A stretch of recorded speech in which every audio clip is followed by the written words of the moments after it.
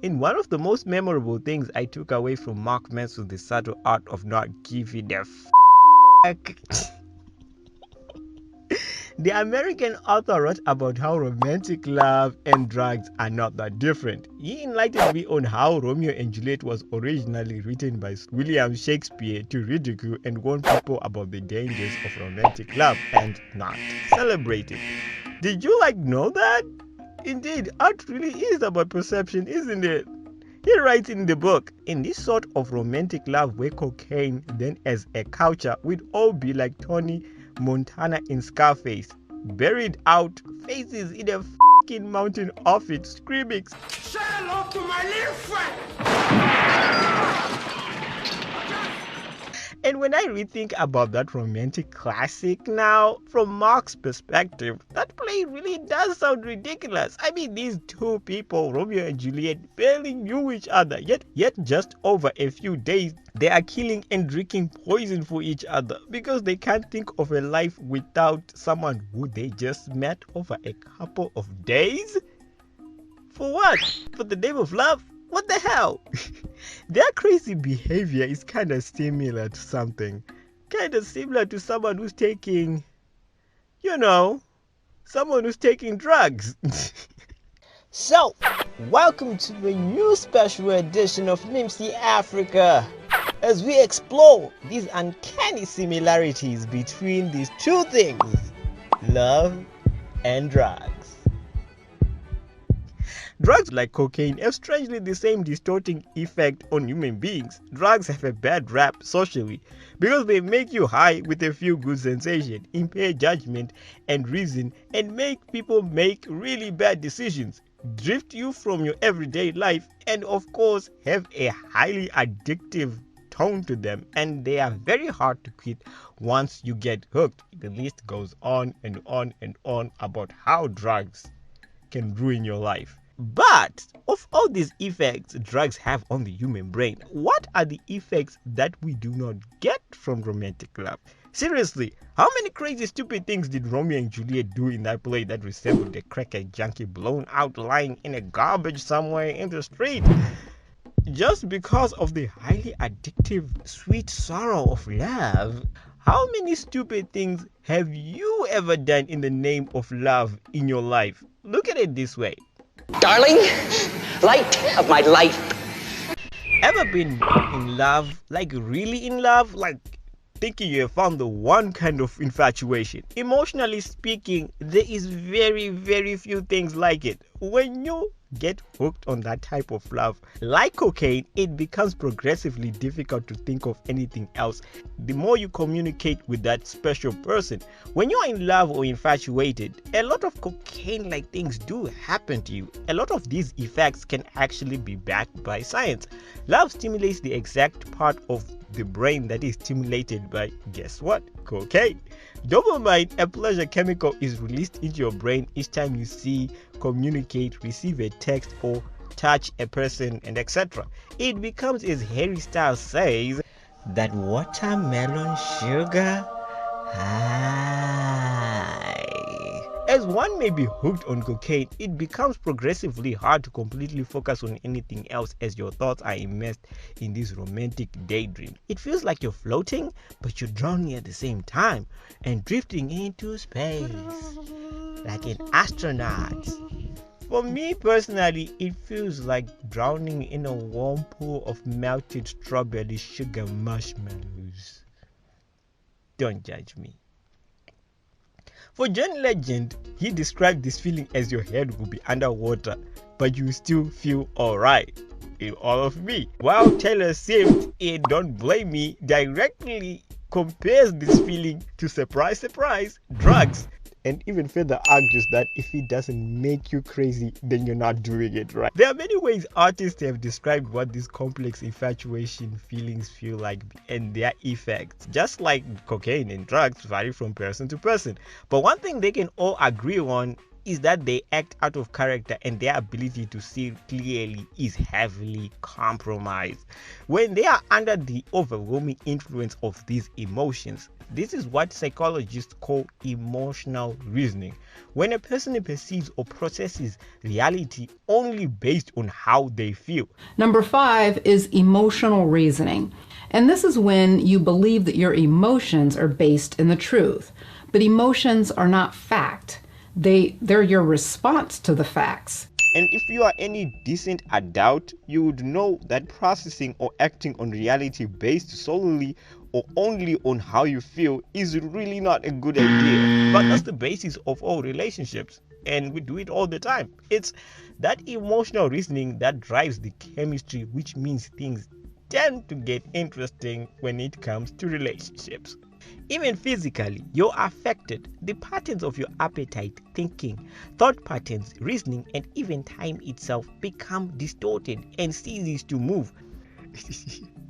To German physicist Albert Einstein, he argued that time is relative. Relative as in 2 hours with your boo-boo kitty feels like 2 minutes, and really short, which means you can never get enough time in the presence of that special someone. You know, just like in the way you can't get enough of that cocaine. Again, this is emotional reasoning. When your emotions become so strong about the way you feel about something, you believe is reality even when it's not. Since the brain cannot separate what you think is reality and what is actually reality. So it's not necessarily your fault that these 2 hours with her really do feel like 2 minutes, and a day without communication or contact feels like a month. Your dopamine saturated brain can no longer concentrate on the other aspects of your life as you used to, and begin to say some really embarrassing things you never imagined yourself saying. Just like this love puppy over here from Shima Chinojiga's Harvest of Thorns called Clopas, who tries to explain his feelings to win over his boo-boo kitty in this letter. You are the prettiest girl ever met, and to say pretty is telling God a lie, because you are prettier than the word pretty. Your skin is like the Mupichi sea fruit. Your eyes like black demons. Your lips is marorochaiwa. And just in the same way, one snort of cocaine can no longer be enough. You'd crave more and more and more to maintain the high. You engage in pointless time-wasting WhatsApp small talk all day and all night because, again, say with me now, watermelon sugar high.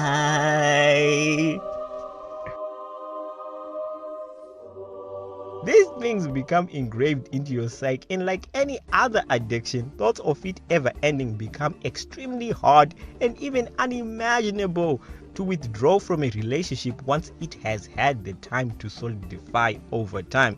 Many people often confess the worst emotional pain they have ever felt was the feelings of heartbreak soon after a breakup. The flood of emotions and feelings that you were going to experience during a breakup is unlike anything else. I just got out of a 5-year relationship.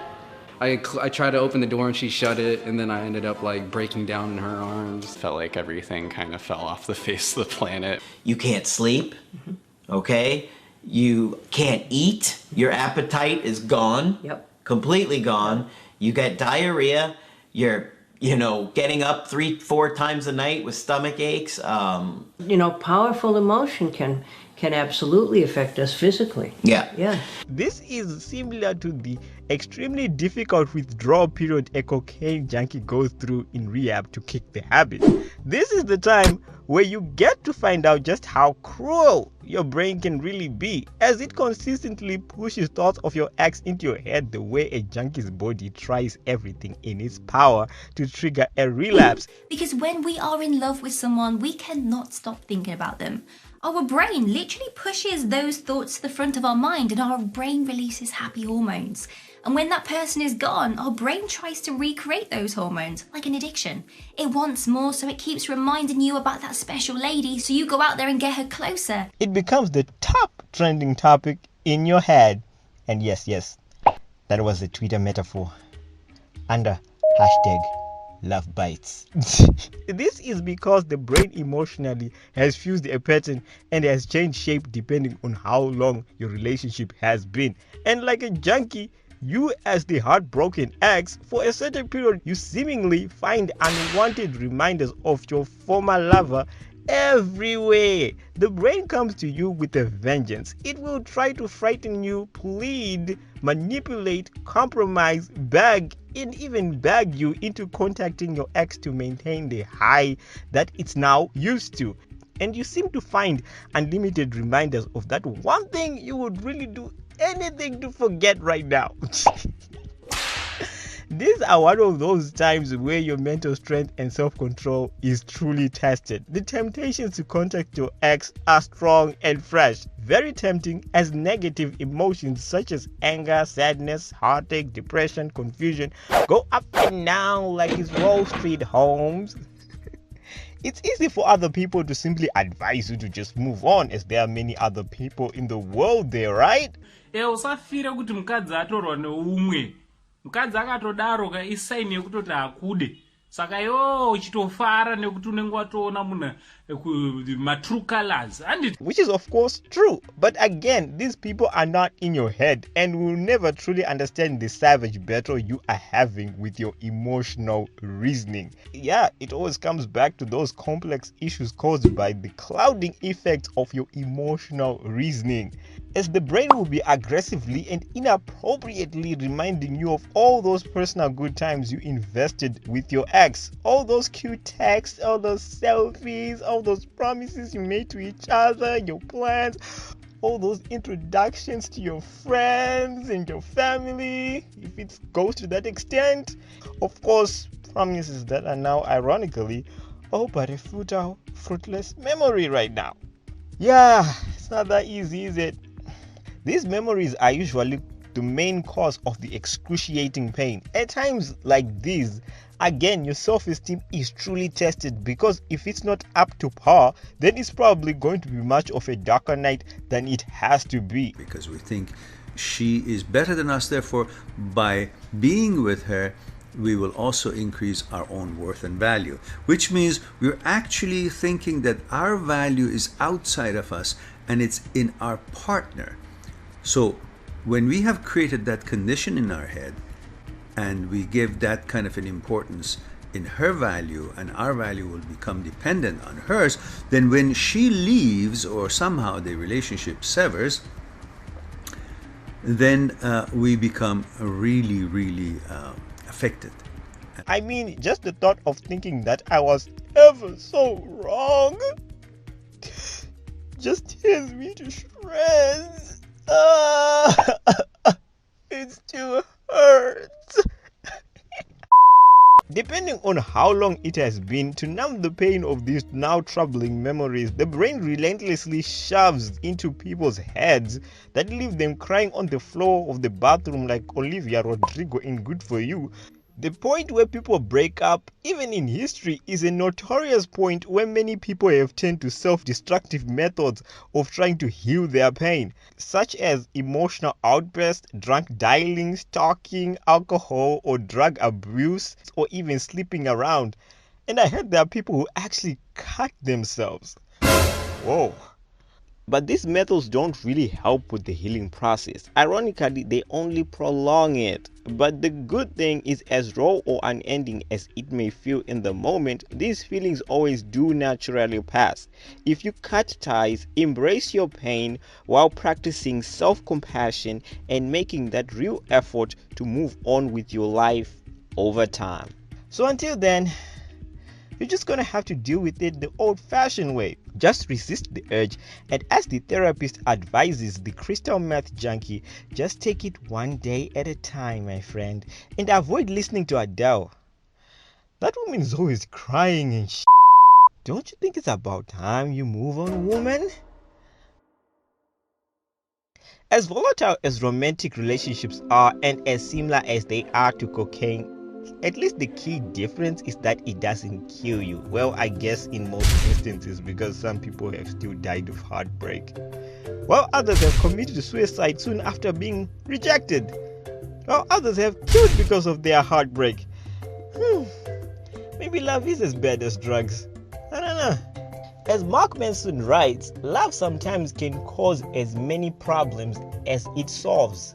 And heartbreak is tough, but you should never take it so hard that it becomes so self-destructive to the extent of ruining your future. When it happens, it happens. As tempting as it really is, don't do anything stupid when you're in the heat of the moment. Something you regret for the rest of your life. Just take a step back and process your withdrawal period like a real adult, mature junkie.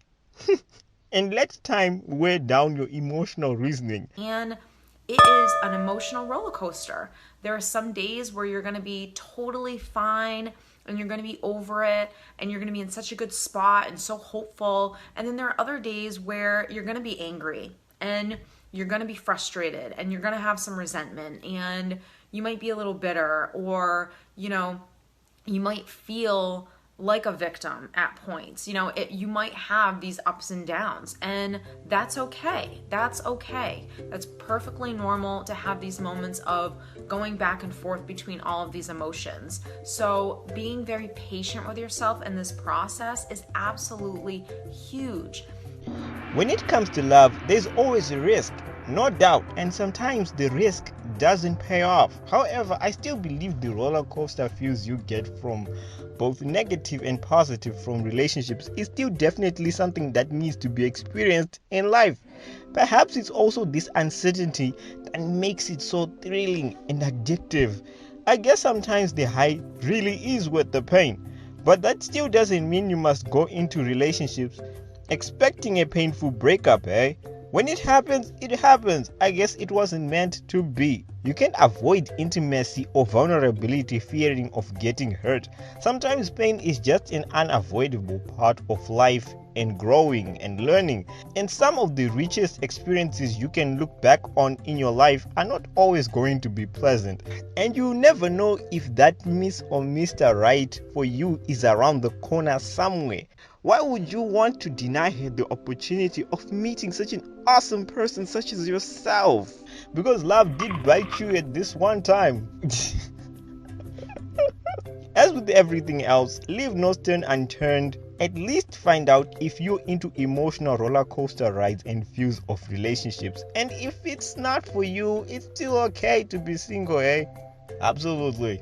Speaking from personal experience. So basically, what I'm just saying to y'all is we all have done drugs. It's just the versions that differ. If not, don't worry. Your time will eventually come when you can't even recognize yourself, when you're holding that phone eagerly waiting for that one text message that just means the whole world to you. But when you do it, just always try to make sure that the pain was worth the high. So if you like what you saw and want to see more, don't forget to subscribe, comment, or like. I don't know, whatever comes first. And I'll see you next time. So as always, guys, thanks for watching Mimsy Africa. Hey guys, you know, this is Mimsy Africa's 100th video we've posted on this YouTube channel. Time sure flies, doesn't it? A very big thank you for watching these videos, guys, and the rest of the community that engages with us on our other social media platforms such as Twitter, Facebook, and of course Instagram. We just reached 7,000 followers on Instagram as well, and we're really excited about that, and so thank you for that as well. And as always, there's always more original content being created in the process coming your way. And so till then, thanks for watching Mimsy Africa.